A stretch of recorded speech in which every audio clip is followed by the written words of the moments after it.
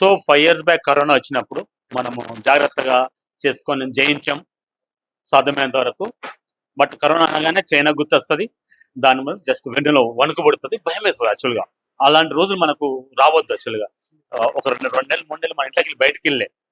So నేనేమంటున్నా అంటే కరోనాకు మాత్రం భయపడకండి, బట్ పద్ధతులు జాగ్రత్తలు వహించాలి. జాగ్రత్తలు వహిస్తూ ఓకేనా, వాడు మనకి ఏం చేయాలని ఉండాలి. భయపడి కంగారు పడద్దు. కరోనా వచ్చింది అనుకోండి, ఇంట్లో ఉండండి 15 days, డెఫినెట్లీ శానిటైజర్ వాడండి, మాస్క్ వాడండి, హెల్త్ డిపార్ట్మెంట్ చెప్పిన తూచా చెప్పకుండా జాగ్రత్త తీసుకోండి. సో కరోనా మనల్ని ఏం చేయదు, మనం వ్యాక్సిన్ కనుగొన్నాం ఓకేనా. సో ఆల్రెడీ మనం బతికి బట్టగట్టామంటే మన కరోనా జయించే యొక్క శక్తి మనకు ఉంది, మనం బతికేమన్నా. బట్ అయినప్పటికీ కూడా కరోనా అనేది ప్రజెంట్ అది ఏ రూపాంతరం చెంది అది ఎంత పర్యవసానం చెందుతానని మాత్రము అది ఒకసారి ఊహించుకుంటే భయం వేస్తుంది. కాబట్టి ప్రభుత్వం చెప్పిన, డిపార్ట్మెంట్ ఆఫ్ హెల్త్ వాళ్ళు చెప్పిన ఆ కరోనా కంట్రోలింగ్ కోసం డెఫినెట్లీ అందరూ శానిటైజర్ వాడాలా, మాస్క్ వాడాలా, కీప్ డిస్టెన్స్ డెఫినెట్లీ ఓకేనా. టెస్ట్ చేయించుకోండి. ఇక నేను చెప్పేది ఏంటి అంటే ఈ కరోనా వల్ల మనం లాస్ట్ ఇబ్బంది పడ్డాం. దీనివల్ల సార్ నేను విచ్చలిగి ఉంటాను, నేను పోతాను అని అనుకోకండి. మీ ప్రాణం ఇంకో ప్రాణాన్ని ఇబ్బంది పెట్టకూడదు. ఎందుకంటే ఇండియాలో చాలా మంది పాపులేషన్స్ రెక్కాడితే కానీ బుక్కాడని శ్రమజీవులు ఉన్నారు. సో వాళ్ళని ఇబ్బంది పెట్టకండి. సార్ నేను ఉంటా పోతా లైట్ తీసుకున్నారు అనుకోండి. సో సమాజంలో మనకు రెస్పాన్సిబిలిటీ ఉంటుంది. నీ జీవితం నీ ఇష్టమే, కానీ బట్ పక్క వాడితో ఎలా బిహేవియర్ ఉండాలనేది పక్క ఫ్రెండ్స్ నువ్వు పక్కడికి చెప్పిన అట్లా. సో కాబట్టి సామాజిక దృక్పథం ఏంటి అంటే డెఫినెట్లీ 80% ఆఫ్ ద పాపులేషన్ పనిచేస్తానని వెళ్ళదు. సార్ నాకు కారు ఉంది, బిల్డింగ్ ఉంది, అవన్నీ ఏమైనా ఉన్నాయి. సో కాబట్టి ప్రతి ఒక్క మనిషి డెఫినెట్లీ పని చేయాలి ప్రతిరోజు.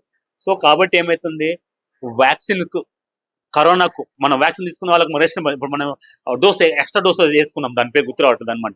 ఆ వ్యాక్సిన్ దాన్ని బూస్టింగ్ డోస్ వేసుకున్నాం ఓకే, అది చెప్తున్నా. కాబట్టి డెఫినెట్లీ మీరు డబ్బు ఉన్నవాడు లేనివాడైనా ముసలైనా ముతకైనా డెఫినెట్లీ ప్రభుత్వం చెప్పిన కరోనా కట్టడి కోసము ఆ చర్యలందరూ ఫాలో అవుతాము, ప్రభుత్వాన్ని సహకరిస్తాం.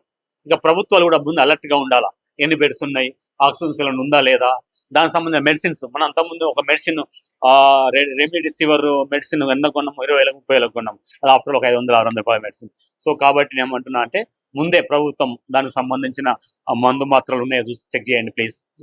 ఆ బెడ్స్ ఆక్యుపెన్స్ ఉన్నాయా, డాక్టర్లు వాళ్ళకి కొద్దిగా ట్రైన్ చేసి ఉండండి. కరోనాకి అయితే నాకు తెలిసి 100% ఇది ట్రీట్మెంట్ అనేది లేదు. కొందరు ఆకుతోనే ఏం చేశారు, కొంతమంది రకరకాలుగా చేశారు.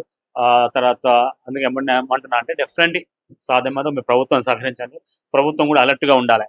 నేను ఇంకొకటి ప్రభుత్వం ఒక సూచన చెప్తున్నా, కరోనా కొద్దిగా ఉండగానే ఎక్కడ పారాటింగ్ హోటల్స్ని మూసేయాలా, మన ఎయిర్పోర్ట్ మూసేయాలి.